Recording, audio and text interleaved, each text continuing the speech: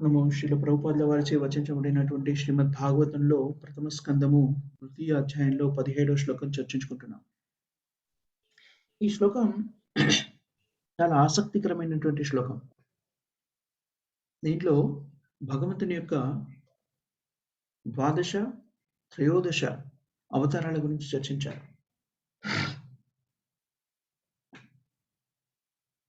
అంత అందమైన భార్య ఉండడము సరికాదు. చాణక్య పండితుడు ఏమని చెప్తాడు అంటే, మన కుటుంబంలోనే మనకి 4 రకాలైనటువంటి శత్రువులు ఉంటారు. మన కుటుంబ జీవనంలో మనం జాగ్రత్తగా గమనించినట్టయితే 4 రకాల శత్రువులు ఉంటారు అని చెప్తాడు. దాంట్లో మొట్టమొదటిది ఏమిటంటే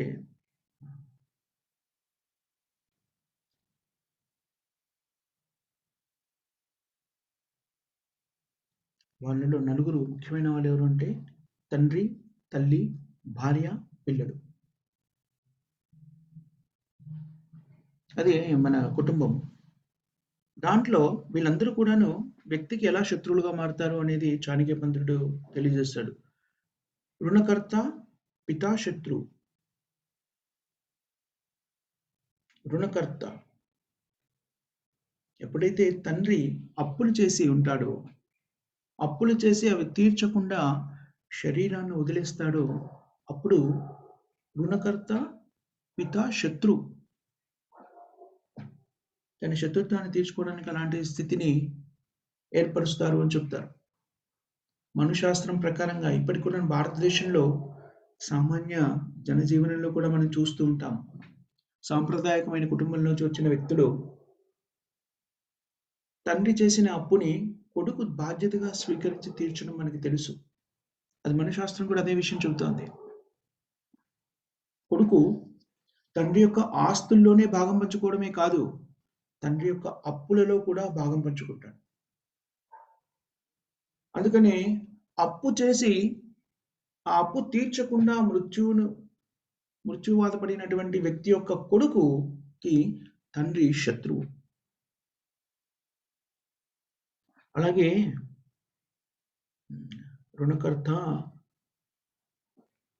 పితాశత్రు, మాతృశత్రు వ్యభిచారిణి.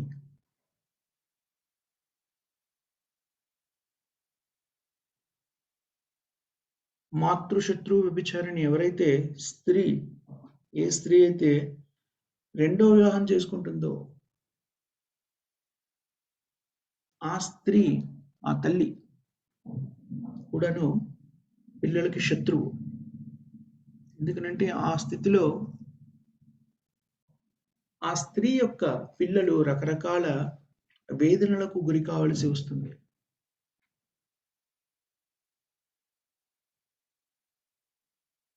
సో రుణకర్త పితాశత్రు మాతాశత్రు వ్యభిచారిణ.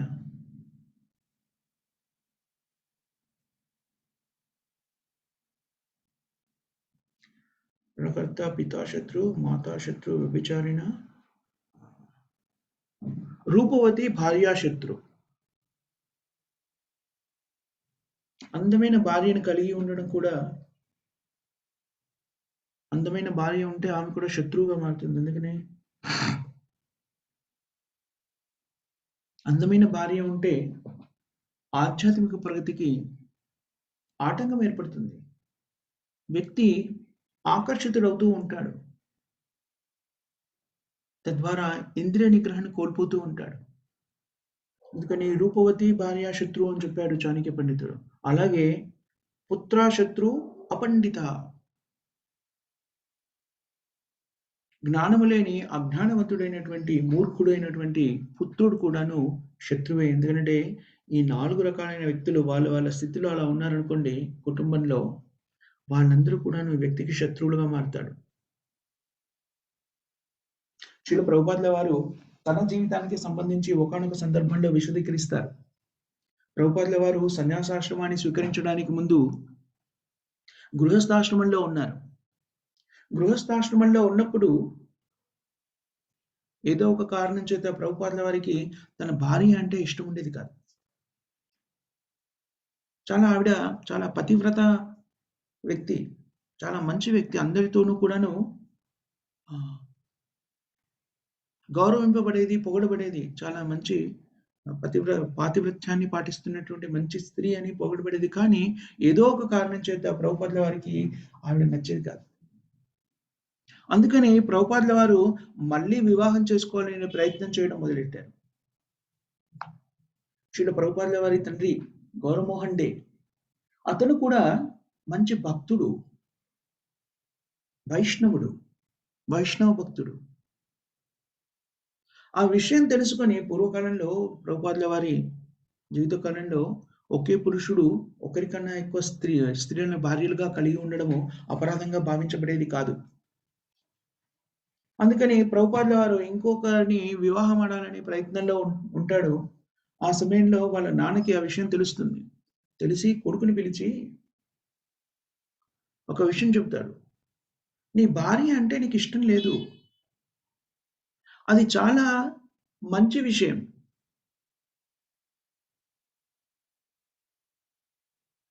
అందుకని నువ్వు మళ్ళీ పెళ్లి చేసుకోకు. భార్య అంటే నీకు ఎక్కువగా ఆసక్తి లేకపోవడం అనేటువంటిది నీ అదృష్టం. ఇది ఎంత చక్కగా చెబుతాడు అంటే గౌరమోహన్ డే చెప్పిన విధానము, తండ్రి చెప్పింది శ్రీల ప్రభుపాదుల వారికి బాగా నచ్చుతుంది. ఇది కరెక్టే అనిపిస్తుంది. వెంటనే మరొక వివాహం చేసుకోవాలనేటువంటి ఆలోచన విరమించుకుంటాడు.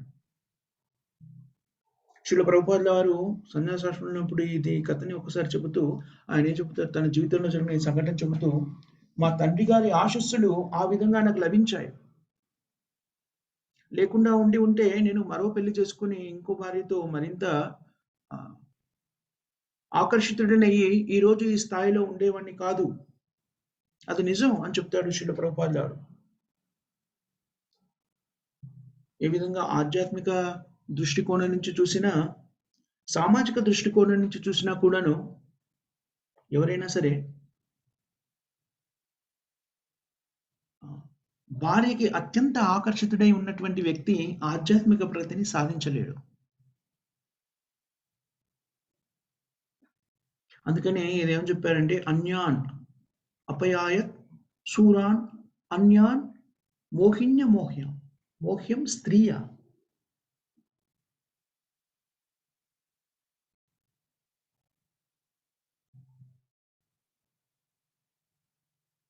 సో, సురులు అంటే దేవతలు, అసురులు అంటే రాక్షసులు. సురులు అంటే భగవద్భక్తిలో నిమగ్నమైన వాళ్ళు, భగవంతుని మీద విశ్వాసం ఉన్నవాళ్ళు. అసురులు అంటే నాస్తికులు, భగవంతుని మీద విశ్వాసం లేని వాళ్ళు. నాస్తికుల యొక్క ప్రధానమైన అర్హత ఏమిటి అంటే నాస్తికులు తామే భగవంతుడు అనే భావనలో ఉంటారు. వాళ్ళిద్దరికీ కూడాను వాళ్ళిద్దరిలో సురులకి అమృత భాండాన్ని పంచిపెట్టడానికి అసురులకి అది అందకుండా చేయడం కోసమని భగవంతుడు స్వయంగా మోహిని రూపాన్ని అవతరించి ఆవిర్భవిస్తారు. శ్రీకృష్ణుడి యొక్క స్త్రీ స్వరూప అవతారము మోహినీమూర్తి. మోహినీమూర్తి ఎంత అందంగా ఉంది అంటే, ఎంత అద్భుతమైన అందము అంటే, స్వయంగా శివుడు కూడా మోహిని రూపాన్ని చూసి మోహితుడవుతాడు. పరిగెత్తుకుపోతుంటాడు మోహిని వెనక. మనం ఇందాకే 2, 3 శ్లోకాల ముందు ధీరత్వం గురించి మాట్లాడుకున్నప్పుడు, మనము గొప్ప ఉదాహరణ ధీరుడెవరు? ఇంద్రియాలను చలించకుండా నిగ్రహించుకునేటువంటి శక్తి ఉన్నవాడు ఎవరు అంటే, శివుడిని ఉదాహరణగా చెప్పుకున్నాం. అలాంటి శివుడు కూడాను మోహిని రూపాన్ని చూసి మోహితుడైపోతాడు. ధీరత్వానికి ప్రతిరూపం ధీరత్తుడు, ధీరుడు అని ఎవరైనా చెప్పుకోవాలి అనుకుంటే ధీరుడు అంటే అర్థం ఏమిటి అంటే, ఇంద్రియాల యొక్క ప్రభావం చేత ఇంద్రియాలను సంపూర్ణంగా నిగ్రహించుకోగలిగిన వాడు ధీరుడు. రకరకాల ఆకర్షణలు చుట్టూ ఉన్నా కూడాను ఇంద్రియాల వశపడకుండా వాటిని నిగ్రహించుకోగల శక్తి ఉన్నవాడిని ధీరుడు అంటాడు. దానికి గొప్ప వ్యక్తి శివుడు. పార్వతీదేవి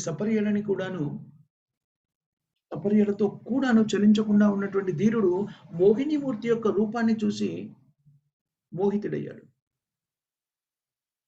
కృష్ణ, కృష్ణ అంటేనే అత్యంత ఆకర్షణీయమైన అని అర్థం.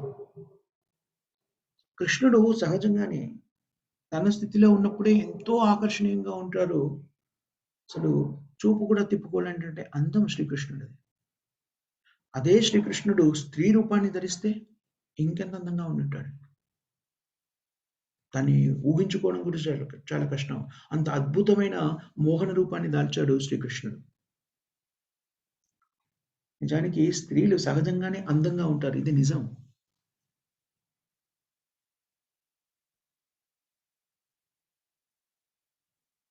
సో, ఎప్పుడైతే భగవంతుడే మోహిని రూపాన్ని దాల్చి, స్త్రీ రూపాన్ని దాల్చి వచ్చారో చాలా ఆకర్షణీయంగా ఉన్నారు. చాలా అందంగా ఉన్నారు.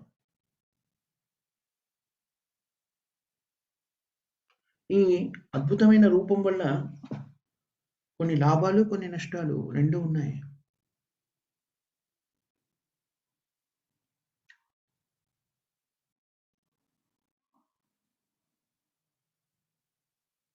చైతన్య మహాప్రభు ఈ మోహిని భస్మాసుర అనేటువంటి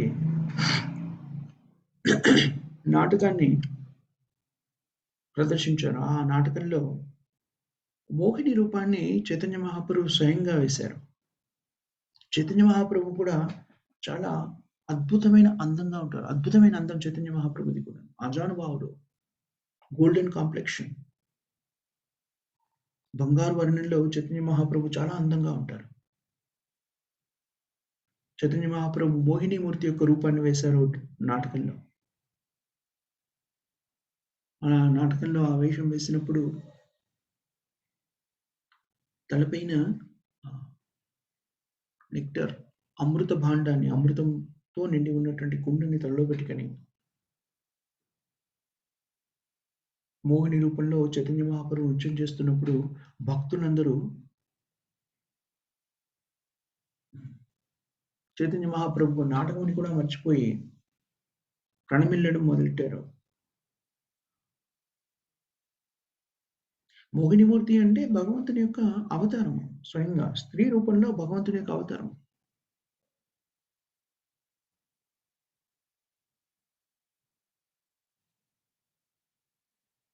అందుకనే ఏమని చెప్పారు అంటే,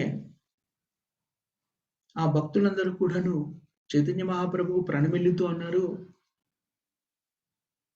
"ఏ ప్రభు, మీ ఈ రూపము రాక్షసీ రూపము మాకు" అన్నారు. ఎందుకు? అంత అందంగా ఉంది గదా! ఎందుకనంటే అది ఎంతగా ఆకర్షింపజేస్తుంది అంటే, ఇంద్రియాలని నిగ్రహంలో ఉంచుకునే శక్తిని కోల్పోయేలా చేస్తుంది.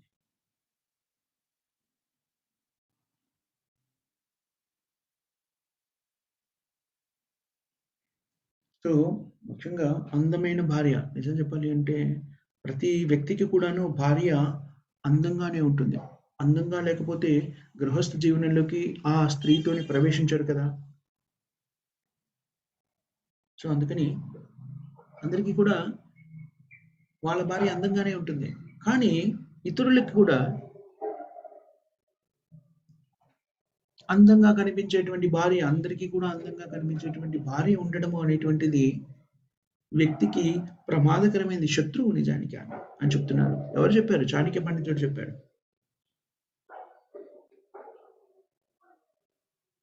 శీల ప్రభుపాదులు వారు ఈ విషయంలో చెప్తారు. ఒక్కోసారి ఒక చెడోక్తి విసురుతూ అంటాడు. బహుశా నాకు నా భార్య అందంగా కనిపించి ఉండదు. అందుకని నేను సన్యాసాశ్రమాన్ని తీసుకున్నాను అంటారు. కానీ మనం ఆలోచిస్తే భౌతిక ప్రపంచంలో భార్యాభర్త బంధంలో ప్రతి భర్త కూడాను తన భార్యని అందంగానే చూస్తాడు.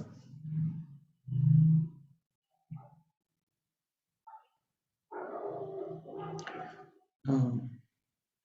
బంకిం చంద్ర అని బెంగాలీలో ఒక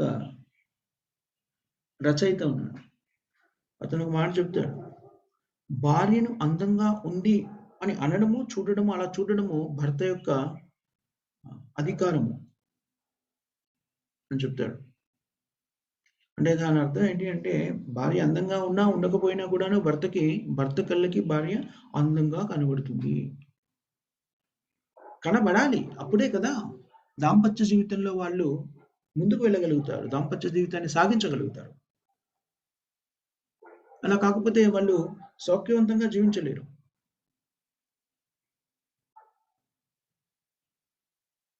సో, మన గృహస్థాశ్రమము కానీ ముఖ్య ఉద్దేశ్యం దీని గురించి చర్చించడానికి ముఖ్య ఉద్దేశ్యం ఏమిటి అంటే, మనం గృహస్థాశ్రమంలో ఉన్నప్పుడు వైష్ణవులు గృహస్థాశ్రమాన్ని స్వీకరించినప్పుడు స్త్రీలకి లేకపోతే చివరికి భార్యతో కూడాను ఆకర్షితులై దాంట్లో మునిగిపోవడానికి కాదు.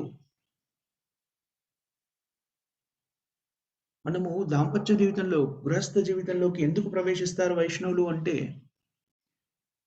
వేదశాస్త్రాల ప్రకారంగా గృహస్థాశ్రమాన్ని జీవించడం కోసమని భార్యను స్వీకరిస్తారు వైష్ణవులు. అందుకని ఏమన్నారు? భార్యని శాస్త్రంలో ధర్మపత్ని అన్నారు. ధర్మపత్ని. ధర్మపత్ని అంటే ధర్మాచరణకి సహకరించేటువంటి సహపత్ని.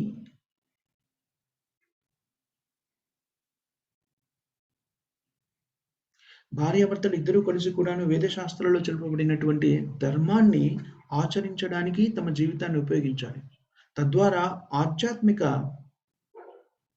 స్థితికి చేరుకోగలగాలి. అదే ముఖ్యంగా గృహస్థ జీవనంలోకి ప్రవేశించడానికి ఏకైక కారణం ఏమిటి అంటే, కృష్ణ చైతన్యవంతులుగా మార్చగలిగేటువంటి పుత్రుల్ని, సంతానాన్ని కనడం. పుత్రులు, పుత్రిక ఎవరైనా. అంతేగాని గృహస్థ జీవితంలోకి స్త్రీతే ఆకర్షించబడి మైథున సంతృప్తి కోసము స్త్రీ పురుషుల కలయిక కోసమే వివాహాన్ని చేసుకోవడం అనేటువంటిది గృహస్థ అనబడదు. దానికోసం మాత్రమే వివాహాన్ని చేసుకుని అలాగే జీవించడాన్ని ఏమన్నట్టు గృహమేది అంటారు.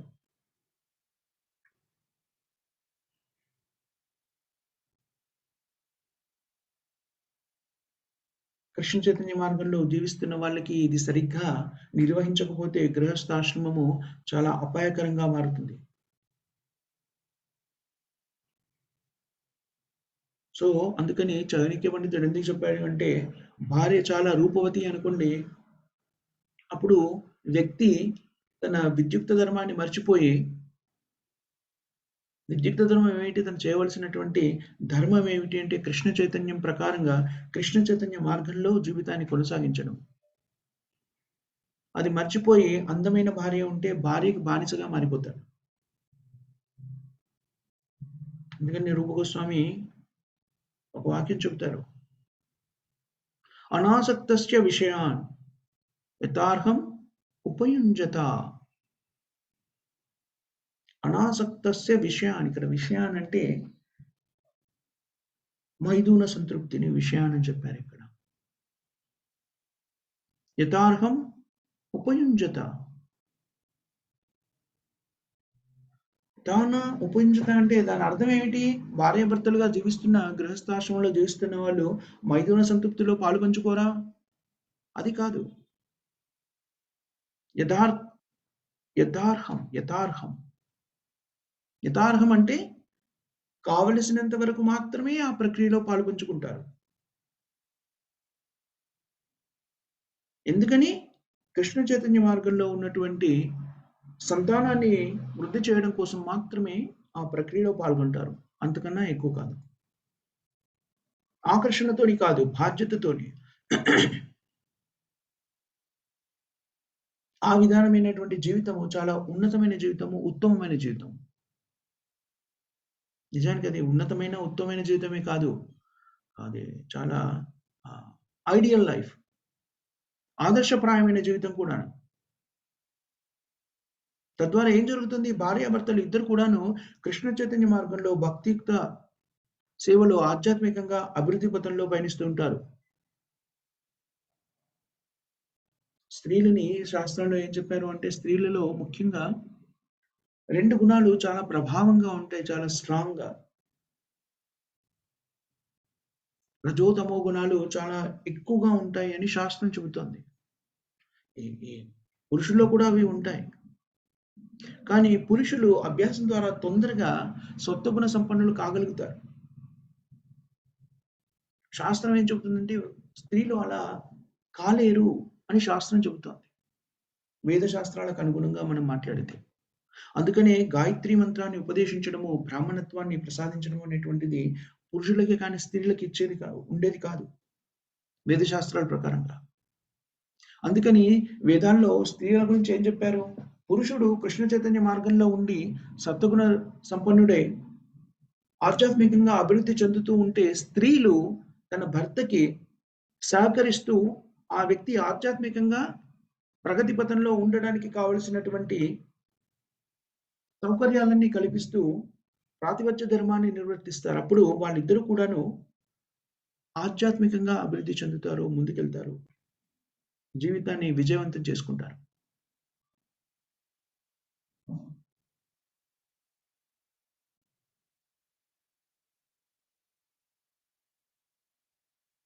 ఇది వేద సిద్ధాంతం. అందుకని వేదాల ప్రకారంగా పురుషుడు ఉత్తమమైన భక్తుడిగా ఉండాలి. కృష్ణ చైతన్య మార్గంలో స్త్రీ పురుషునికి సహకరించేటువంటి పత్ని అయి ఉండాలి. అంటే పూర్తి విశ్వాసంతోని భర్త యొక్క సేవలో నిమగ్నం కావాలి. ఎందుకంటే భర్త ఏం చేస్తున్నాడు? భగవంతుని సేవలో నిమగ్నమయ్యాడు కాబట్టి.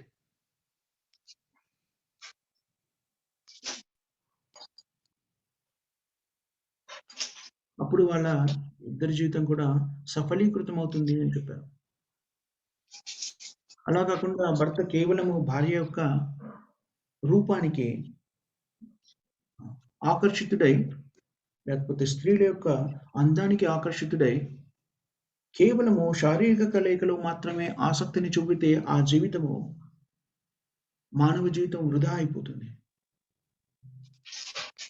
శాస్త్రంలో వేద శాస్త్రంలో చెప్పబడింది ఏమిటంటే స్త్రీ శరీరంలో ఉన్న ఆత్మకి ఉండేటువంటి పరిజ్ఞానము అంతగా అభివృద్ధి చెంది ఉండదు అని చెప్పారు.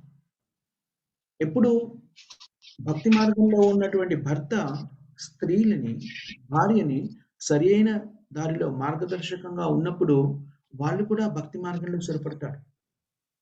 లేకపోతే ఇద్దరి జీవితం కూడా అసఫలీకృతం అవుతుంది. మానవ జీవిత లక్ష్యానికి చాలా దూరంగా వెళ్ళిపోతారు.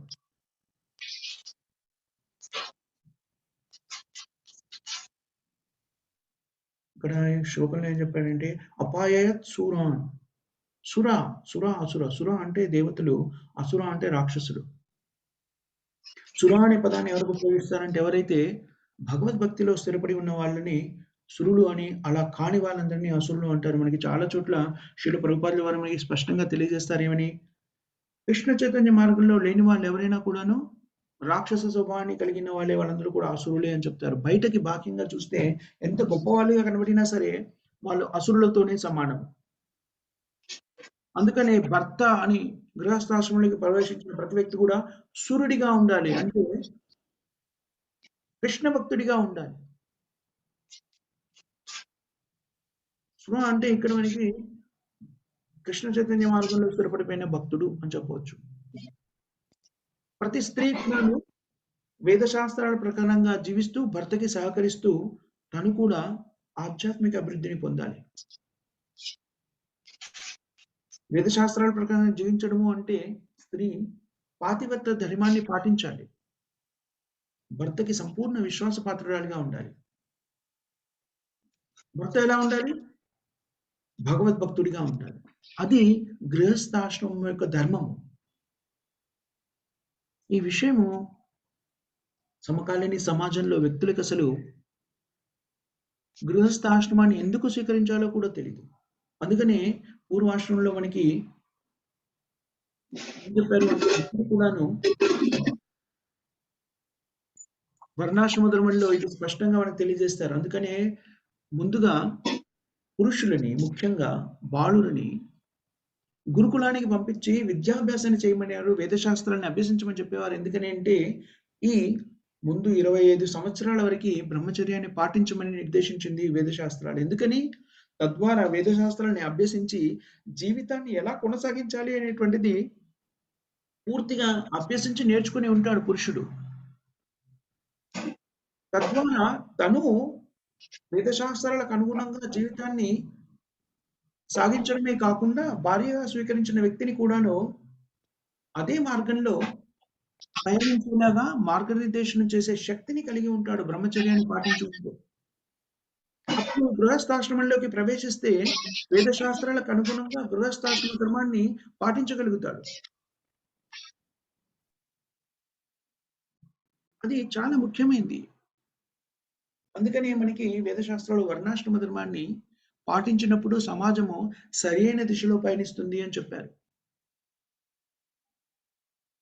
భార్యాభర్తలు కూడాను గృహస్థాశ్రమ ధర్మాన్ని పాటిస్తే ఇద్దరు కూడాను కృష్ణ చైతన్యవంతులవుతారు. తద్వారా జీవితాన్ని సఫలీకృతం చేసుకుంటారు. జీవిత లక్ష్యాన్ని పొందగలుగుతారు.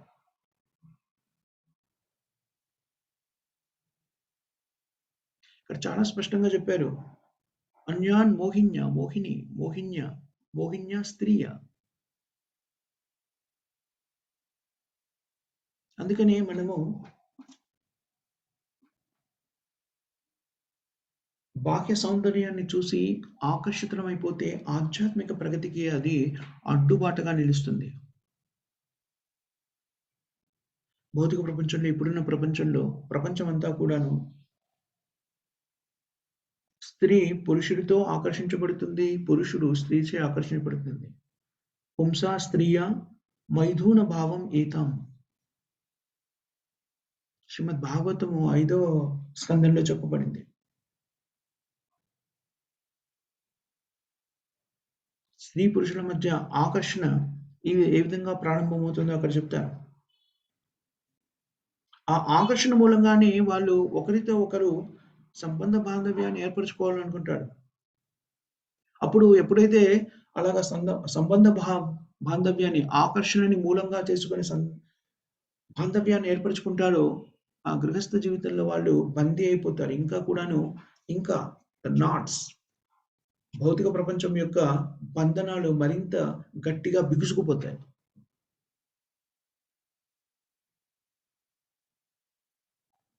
పుంసా స్త్రీయ మైథున భావం ఏతాం తయోర్మితో హృదయ గంతిం అహూహ అతో గ్రహ క్షేత్ర సూతప్త అతో అతో గ్రహ క్షేత్ర సూతప్త విత్తైర్ జనస్య మోహోయం అహం మమేతి. భౌతిక ప్రపంచంలో మనము మోహించబడడానికి మోహితులం అవడానికి మూల కారణం ఏమిటి అంటే ఇల్యూషన్, భ్రమ. ఎలాంటి భ్రమ? నేను ఈ శరీరము అనేటువంటి భ్రమ. జనస్య మోహోయం అహం మమేతి. దేహాత్మ బుద్ధి అంటే నేను ఈ శరీరాన్ని అని భావించి ఈ శరీరానికి కావలసినవి ఈ శరీరానికి సంబంధించిన వాటికి అన్నింటికి కావలసినటువంటి సౌకర్యాలను పెంపొందించుకునే ప్రయత్నం చేయడము, అదంతా నాది, నా ఆధీనంలో ఉంది అనుకోవడము దేహాత్మ బుద్ధి అని చెప్పబడింది. ఇవి రెండు కూడాను నా శరీరానికి సౌకర్యం కల్పించాలి, నా శరీరానికి సంబంధించిన వ్యక్తులకి ఇతరాత్ర వాటిని కూడా రక్షించుకోవాలి, సౌకర్యంగా ఉండాలి అనేటువంటిదంతా కూడా ఎలా ఉంటుంది అంటే దేహాత్మ బుద్ధి అని చెప్పారు. అవి రెండు కూడా భ్రమతో కూడుకున్నవి. భౌతిక ప్రపంచంలో భ్రమతో కూడుకున్నవి. అలా కాకుండా నిజమైన పరిజ్ఞానం ఉన్నప్పుడు వ్యక్తి ఏమని అర్థం చేసుకుంటాడు? నేను ఈ శరీరం కాదు ఆత్మ, అహం బ్రహ్మాస్మి అని తెలుసుకోగలుగుతాడు. కానీ భౌతిక ప్రపంచంలో ఇప్పుడు అందరూ కూడాను వ్యక్తులందరూ కూడాను ఎలాంటి స్థితిలో ఉంటారు? ఈ శరీరమే తాముగా గుర్తిస్తుంటారు. ఎంతవరకు నేను భారతీయుడిని, అమెరికన్‌ని, తెల్ల శరీరం కలిగిన తెల్లవాళ్ళమని, నల్లవాళ్ళమని, ఈ కులమని, ఆ కులమని, బ్రాహ్మణులమని, శూద్రులమని ఇలాగా తమని తాము ఈ శరీరానికి సంబంధించిన భావనతోని, దేహాత్మ బుద్ధితోని గుర్తించుకుంటూ ఉంటారు. ఇది ఆధ్యాత్మిక ప్రగతికి పెద్ద అడ్డుగోడ లాంటిది. పెద్ద అడ్డుగోడ ఏమిటి? ఇది అడ్డుగోడే. ఇది ఉన్నంత కాలం మనం ఆధ్యాత్మికంగా ఒక్క అడుగు కూడా ముందుకేయలేము. అందుకని నేను నిన్న చర్చించుకున్న మీకు గుర్తుండే ఉంటుంది. ఆధ్యాత్మిక ప్రగతిలో ముఖ్యమైన విషయం ఏంటి తెలుసుకోవాల్సిన మొట్టమొదటి పాఠం ఏమిటి అంటే, నేను ఈ శరీరం కాదు ఆత్మ అనేటువంటిది నేర్చుకోవడం.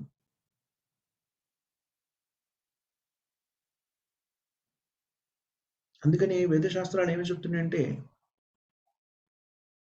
మొట్టమొదటి స్థితి ఏమిటంటే వేద శాస్త్రాలు బ్రహ్మచర్యం గురించి చాలా స్పష్టంగా తెలియజేస్తాయి. అందుకని వర్ణాశ్రమ ధర్మంలో మొట్టమొదటి స్థితి ఏమిటి అంటే పురుష శరీరంలో ఆవిర్భవించినటువంటి ఆత్మకి మొట్టమొదటి స్థితి ఏమిటంటే బ్రహ్మచారిగా స్థిరపడేటువంటి జ్ఞానాన్ని, అభ్యాసాన్ని వసంగబడుతుంది. బ్రహ్మచారిగా ఉన్నప్పుడు వ్యక్తి భౌతిక జీవితం యొక్క మానవ జీవిత లక్ష్యాన్ని వేదశాస్త్రాల ద్వారా స్పష్టంగా అవగతం చేసుకుంటాడు. ఆ సమయంలో ఆ వ్యక్తికి స్త్రీ సాంగత్యం అనేటువంటిది అసలు ఉండదు. స్త్రీలతో పలకరింపు గాని, మాటలు గాని అలాంటివి ఉండవు. బ్రహ్మచారులుగా గురుకులానికి పంపించేది అంతా కూడాను పురుషులని అంటే బాలురనే పంపించేవాళ్ళు. అక్కడ స్త్రీలు ఉండేవాళ్ళు కాదు. ఒకే ఒక స్త్రీ ఎవరైనా ఉంటే గురువు యొక్క పత్ని ఆమెని తల్లి రూపంలో ఆరాధించేవాళ్ళు. ఆమె అనుజ్ఞతోని ఆమె చెప్పిన కార్యక్రమాలన్నీ కూడాను శిష్యరికాన్ని స్వీకరించినటువంటి వ్యక్తి బ్రహ్మచర్యాన్ని పాటిస్తూ దాన్ని ఆచరించేవాళ్ళు. తద్వారా ఏం జరిగేది అంటే మానవ జీవితపు విలువలని, మానవ జీవిత లక్ష్యాన్ని స్పష్టంగా అవగతం చేసుకునేవారు. అది నిజమైన బ్రహ్మచర్యానికి నిర్వచనము. అదే బ్రహ్మచర్యం యొక్క ముఖ్య ఉద్దేశ్యం ఏమిటి అంటే, మానవ జీవిత లక్ష్యాన్ని స్పష్టంగా అవగతం చేసుకోవడానికి బ్రహ్మచర్యము అనేటువంటి విభాగాన్ని ఒక ఆశ్రమాన్ని మనకి నిర్దేశించారు.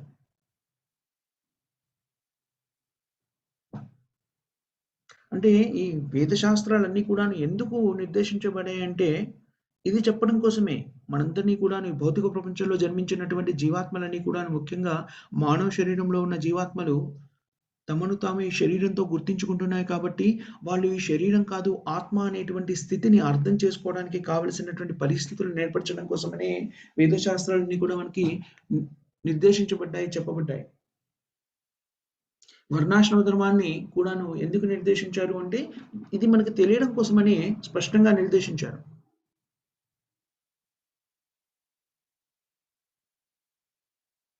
నువ్వు శరీరం కాదు. ఈ శరీరంతోని సంబంధం ఉన్నటువంటి ఏ వస్తువులైనా కూడాను భ్రమపూరితమైనవి. అవి నిజం కాదు. తాత్కాలికమైనవి. నువ్వు ఆత్మవి. భగవంతుని యొక్క అంశవి. కృష్ణుడి యొక్క అంశవి. అందుకనే జీవాత్మ యొక్క సహజ సిద్ధమైన స్థితి ఏమిటి అంటే, భగవత్ సేవలో నిమగ్నం కావడము, బ్రహ్మభూత స్థితికి వెళ్ళడము. అంతేకాని, ఈ శరీరానికి సంబంధించిన వస్తువుల మీద, దానితో సంబంధం ఏర్పరచుకున్న వ్యక్తుల మీద బంధాలని పెంచుకొని, తద్వారా ఆ బంధనాల్లో ముడిపడిపోవడానికి కాదు మానవ జీవితం ఇవ్వబడింది. వేదశాస్త్రాలు ముఖ్యంగా వాటి నుంచి మనిషిని ముక్తుని చేయడం కోసమని వేదశాస్త్రాలన్నీ కూడా చెప్పబడ్డాయి. ఈ బంధనాల నుంచి ముక్తుడయ్యారనుకోండి వ్యక్తి బ్రహ్మభూత స్థితిని చేరుకుంటాడు. ఇప్పుడు మనం ఉన్న స్థితి ఏమంటారు అంటే జీవభూత స్థితి అంటారు. జీవభూత స్థితి నుంచి బ్రహ్మభూత స్థితికి చేరుకోవడానికి దోహదం కల్పించేదే వేదశాస్త్రాలన్నీ కూడాను.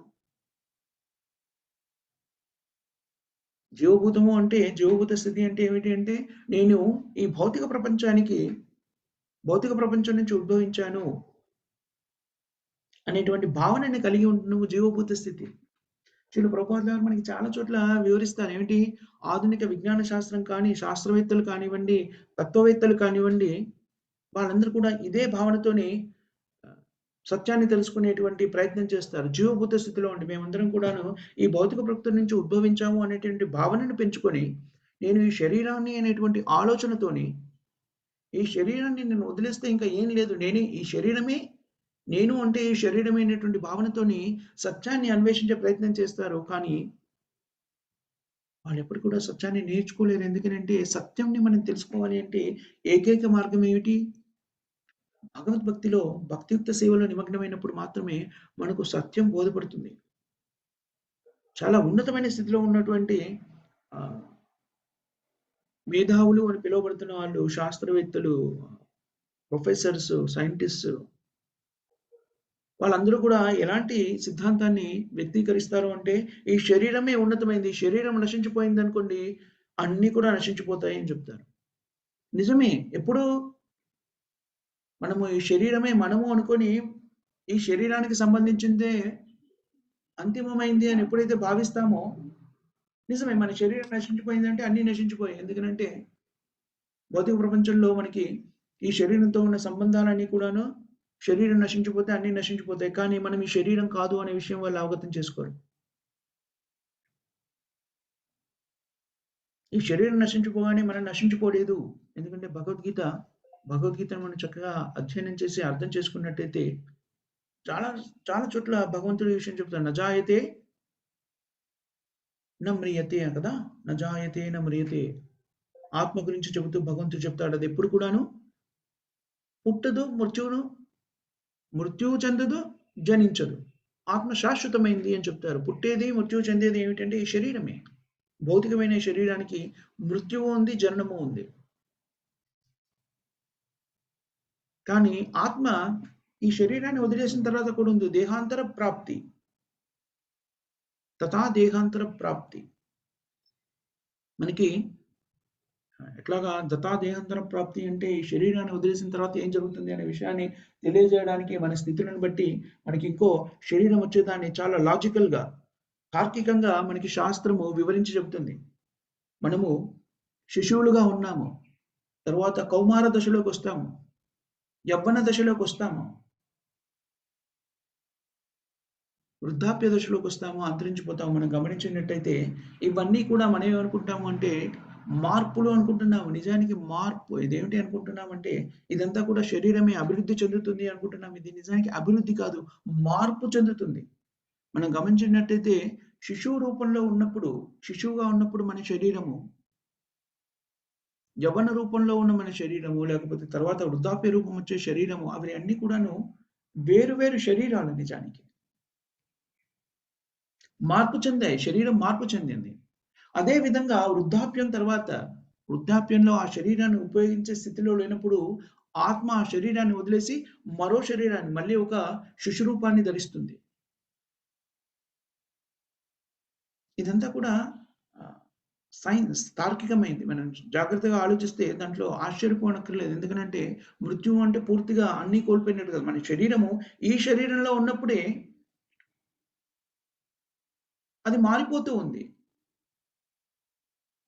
బాల్య దశలో ఉన్నప్పుడు ఒక శరీరము, కౌమార దశలో ఉన్నప్పుడు ఒక శరీరము, యవ్వన దశలో ఉన్నప్పుడు ఒక శరీరము, వృద్ధాప్య దశలో ఉన్నప్పుడు అలాగా శరీరాలు మారిపోతున్నాయి మనకి. అదే విధంగా ఈ శరీరం వదిలేసిన తర్వాత మళ్ళీ మనకి ఇంకొక శరీరం అనేటువంటిది లభిస్తుంది. అది చాలా లాజికల్. మనం గమనించినట్టయితే ఇంగిత జ్ఞానంతో చూసినా కూడాను, తాత్విక జ్ఞానం కాదు, ఇంగిత జ్ఞానంతో చూసినా కూడాను ఈ తాత్విక సిద్ధాంతము అర్థం చేసుకోవడము సులభమవుతుంది. అర్థం చేసుకోగలుగుతాం. ఒక్కొక్క శరీరంలో ఉన్నప్పుడు వ్యక్తికి ఒక్కో రకమైనటువంటి కార్యక్రమాలు చేయడానికి మనం అంగీకరిస్తాం. చూడండి, శిశువు శరీరంలో ఉన్నప్పుడు కొన్ని రకాలైనటువంటి పనులు చేస్తారు. చాలా తెలివి తక్కువగా ప్రవర్తించినా కూడానేవి ఏం చేస్తాయి, వ్యక్తులు ఎలా చూస్తారు దాన్ని? హాస్యపూరితంగా,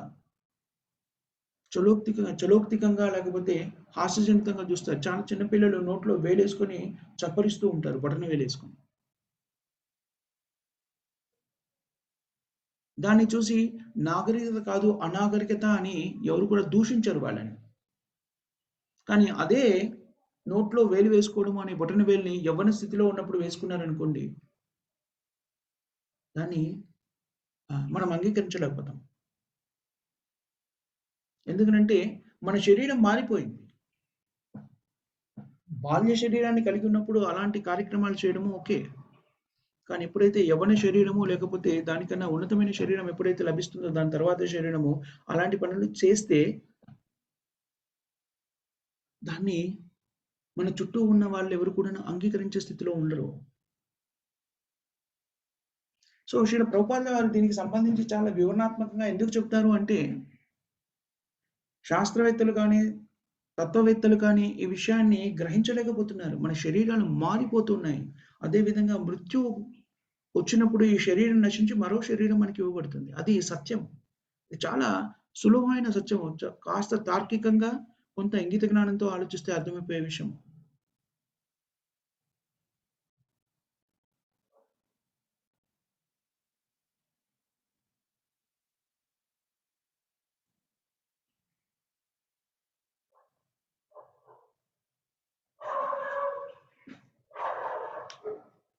సో ఈ శరీరాన్ని కూడా దేంతో ఒక యంత్రంతో పోల్చారు అందుకనే శాస్త్రంలో.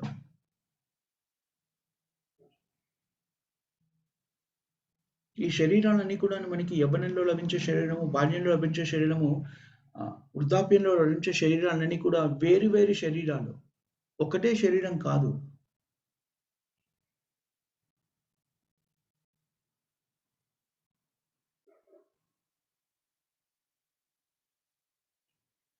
దీనికి ఒకటే ఒక ఉదాహరణ చెప్పేదేమిటంటే, బాల్య శరీరంలో ఉన్నప్పుడు వ్యక్తులు చేసే పనులు వేరు, యవ్వన శరీరంలో ఉన్నప్పుడు వ్యక్తులు చేసే పనులు వేరు, వృద్ధ శరీరంలో ఉన్నప్పుడు వ్యక్తులు చేసే పనులు వేరు. దీన్ని అర్థం చేసుకోకపోవడమే అజ్ఞానము అంటారు. మనకు లభించేటువంటి మనము బాల్యంలో ఉన్నప్పటి తర్వాత మనం వృద్ధి చెందుతున్నప్పుడు మనకు లభించే శరీరాలు వేరు. మనం దాంట్లోనే ఉండి ఉన్నాం కాబట్టి మనం అనుకుంటాం ఇదే శరీరం అలా మార్పు చెందింది అనుకుంటాము. ఆ మార్పు చెందడము అనేటువంటిది ఎలా జరుగుతుంది? కొత్త శరీరం వస్తుంది యాక్చువల్‌గా మనకి. కాకపోతే మనము దాని నుంచి విడివడిపోవట్లేదు కాబట్టి మనకి ఆ విషయం అర్థం కావట్లేదు. మృత్యువు బాధపడ్డప్పుడు ఆ శరీరాన్ని పూర్తిగా వదిలేస్తున్నాము. కాబట్టి మనకనిపిస్తుంది ఏమిటి అంటే, ఓహ్! ఇది నశించిపోయింది అనిపిస్తుంది.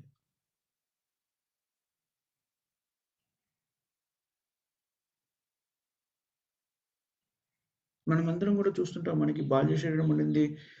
యవ్వన శరీరం ఉంది. వృద్ధాప్య శరీరం వస్తుంది. అలాగే ఉంటుంది కదా! సో, అలాగా వృద్ధాప్య శరీరం తర్వాత మరో జన్మ కూడా వస్తుంది. మరో శరీరం మనకి వస్తుంది. ఈ శరీరాన్ని వదిలేసినంక అనేటువంటిది మనము ఈ వర్ణనని, ఈ విభాగాన్ని సరిగ్గా అర్థం చేసుకుంటే మనము నేర్చుకోవాల్సినటువంటి సారాంశం అది.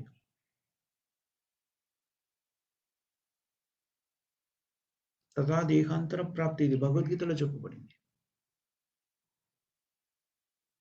దేహినోస్మిన్ యదా దేహే కౌమారం యవ్వనం జరా యదా తథా దేహాంతర ప్రాప్తి ధీరస్తత్ర న ముహ్యతే.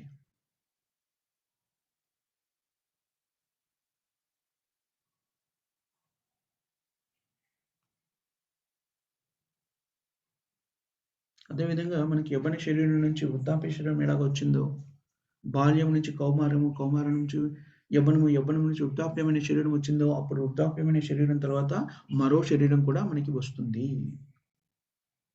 ఆ మరో శరీరం వచ్చినప్పుడు మళ్ళీ శిశు శరీరంలోకి ప్రవేశిస్తాము.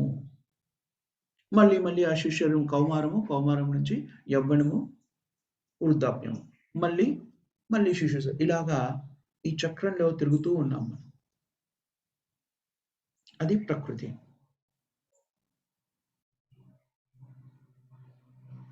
మనము అందరం కూడాను ఆధ్యాత్మికులము. జీవాత్మలు, భగవంతుని యొక్క అంశలు, భగవంతుడైన కృష్ణుని యొక్క అంశలు.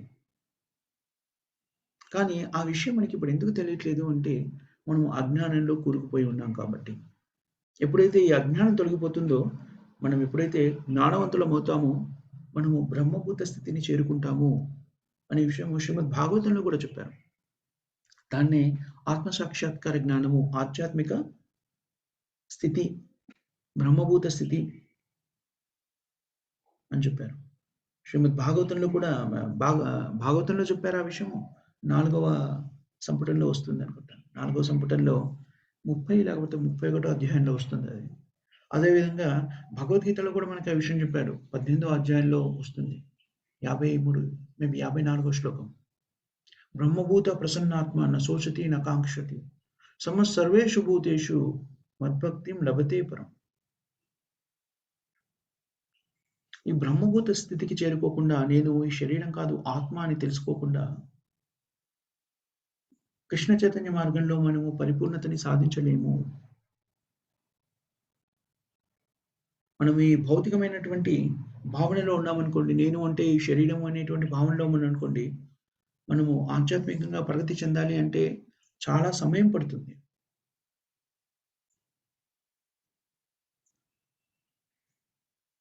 నిజం చెప్పాలి అంటే నేను ఈ శరీరం కాదు ఆత్మ అనేటువంటి పరిజ్ఞానం లేకుండా మనం చేసే కార్యక్రమాలన్నిటిని భక్తి అనేటువంటిది ఎప్పుడు ప్రారంభమవుతుంది అంటే ఎప్పుడైతే మనం ఇది తెలుసుకుంటామో నేను ఈ శరీరం కాదు ఆత్మ అని తెలుసుకుంటామో అప్పుడే నిజమైన భక్తి అనేటువంటిది ప్రారంభమవుతుంది అని చెప్పబడింది. కానీ ప్రారంభ దశలో ఉన్నటువంటి విద్యార్థి ఆధ్యాత్మిక వృత్తిలో ప్రారంభ దశలో ఉన్నటువంటి విద్యార్థి కూడాను భక్తియుక్త సేవలో నిమగ్నం కావచ్చు. తద్వారా మెల్లిమెల్లిగా ఈ స్థితిని పొందవచ్చు. నేను ఈ శరీరం కాదు ఆత్మని అనేటువంటి స్థితిని పొందవచ్చు. దానికి ప్రాథమిక దశలో ఉన్నటువంటి విద్యార్థికి ఆధ్యాత్మిక అభ్యాసంలో ప్రాథమిక దశలో ఉన్న విద్యార్థికి బోధించబడిన విధానం ఏమిటంటే నవవిధ భక్తుల్ని నిర్దేశించారు. శ్రవణం, కీర్తనం, స్మరణం, విష్ణు స్మరణం, అర్చనం, వందనం, దాస్యం, సాఖ్యం, పాదసేవనం.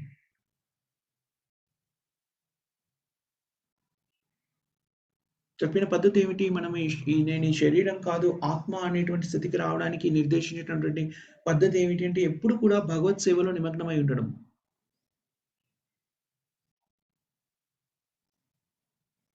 ఎప్పుడు కూడా భగవత్ సేవలో నిమగ్నమై ఉంటే మనము ఆత్మ అనే విషయం మనకు అవగతమవుతుంది. అది అర్థం చేసుకోవడానికి కూడా భగవంతుడే స్వయంగా మనకి సహకరిస్తాడు. అప్పుడు మనం ఎప్పుడైతే ఆ విషయాన్ని తెలుసుకుంటామో అప్పుడు మనం ముక్తులమవుతాము. ఈ భౌతిక బంధనాల నుంచి ముక్తులమై పరిపూర్ణతని సిద్ధించుకోగలుగుతాము, సాధించగలుగుతాము. ముక్తి పొందిన జీవాత్మ అంటే హిత్వా అన్యతా రూపం. ఇప్పుడు మనము ఈ శరీరాన్ని ఆధారంగా చేసుకొని మన గుర్తింపు మనకి ఈ శరీరంతో మనం ఇస్తూ ఉంటాం. ముక్తి పొందినప్పుడు హిత్వా అన్యతా రూపం అంటే మనం ఈ శరీరంతోని గుర్తించము. ప్రస్తుత స్థితిలో మనం ఏం చేస్తున్నాము? ప్రతిదాన్ని కూడా మన శరీరంతోనే అన్వయించుకొని చూస్తున్నాము. ఎప్పుడైతే మనం ఈ శరీరానికి అతీతులుగా మనం ప్రవర్తిస్తామో, ఎప్పుడైతే నేను ఈ శరీరం కాదు ఆత్మ అని తెలుసుకొని శారీరక స్థాయిలో కాకుండా ఆత్మ స్థాయిలో మనము ప్రవర్తన అనేటువంటిది జీర్ణించుకుంటామో దాన్ని మన మన చైతన్యం ఆ స్థాయికి చేరుకుంటుందో అది మన నిజమైన స్థితి. శాశ్వతమైన స్థితి. సో ముందుగా మనం చేయవలసిన పని ఏమిటి అంటే నేను ఈ శరీరం కాదు ఆత్మ అనే విషయాన్ని అవగతం చేసుకోవాలి. ఆ స్థితికి కూడా రావాలి అంటే మనం చేయవలసిన ప్రాథమికమైనటువంటి స్థితి ప్రాథమికంగా మనం చేయవలసింది ఏమిటి అంటే ఈ నవవిధ భక్తుల్లో ముఖ్యమైనటువంటి శ్రవణము అనేటువంటిది భగవంతునికి సంబంధించిన లీలలను వింటూ శ్రవణం, కీర్తనం, విష్ణు స్మరణం. కీర్తనం దీని గురించి 10 మందికి తెలియజేస్తూ తద్వారా శ్రవణం, కీర్తనం, విష్ణు స్మరణం భగవంతుని యొక్క నామాన్ని జపించినప్పుడు మనము ఆ స్థితి నుంచి బయటపడగలుగుతాము. నేను ఈ శరీరము అనేటువంటి స్థితి నుంచి బయటపడగలుగుతాము. హరే కృష్ణ హరే కృష్ణ కృష్ణ కృష్ణ హరే హరే హరే రామ రామ రామ హరే హరే. ఈ మంత్రానికి మనని ఈ భౌతిక బంధనాల నుంచి ముక్తి చేసేటువంటి శక్తి ఉంది. ఇది భగవంతునికి అభిన్నమైంది. మనం ఈ మంత్రాన్ని జపిస్తున్నప్పుడు భగవంతుని యొక్క సేవలో నిమగ్నమై ఉన్నాము. భగవంతుని సాంగత్యంలో ఉంటాము. అందుకని మన భగవత్ సేవ ఎక్కడి నుంచి మొదలవుతుంది అంటే శ్రవణం, భగవంతుని గురించి వినడము, తద్వారా కీర్తనం, భగవంతుని గురించి చెప్పడము, స్మరణం, విష్ణు స్మరణం, భగవన్నామాన్ని స్మరించడం. సో మనమున్న స్థితిలో మనం తీసుకోవాల్సినటువంటి ప్రాథమికమైనటువంటి అడుగు ఏమిటి అంటే భగవంతుని గురించి శ్రద్ధగా వినడము, తర్వాత భగవన్నామాన్ని స్మరించడం. హరే కృష్ణ కృష్ణ కృష్ణ హరే హరే హరే రామ రామ రామ హరే హరే. ఆ స్థితికి చేరుకున్నప్పుడు మాత్రమే మనము మన స్థితిని అర్థం చేసుకోగలుగుతాము. భగవన్నామాన్ని స్మరిస్తున్నప్పుడు మాత్రమే నేను ఈ శరీరం కాదు ఆత్మ అనేటువంటి దాన్ని మెల్లమెల్లిగా మనము అవగతం చేసుకొని ఆత్మస్థితిలో జీవభూత నుంచి బ్రహ్మభూత స్థితికి చేరుకోగలుగుతాము. సో మనం ఇక్కడ ఆపేద్దాం. మాతాజీస్ అండ్ ప్రభుజీస్ ఎవరికైనా ఏమైనా క్వశ్చన్స్ కానీ కామెంట్స్ కానీ ఉన్నాయా?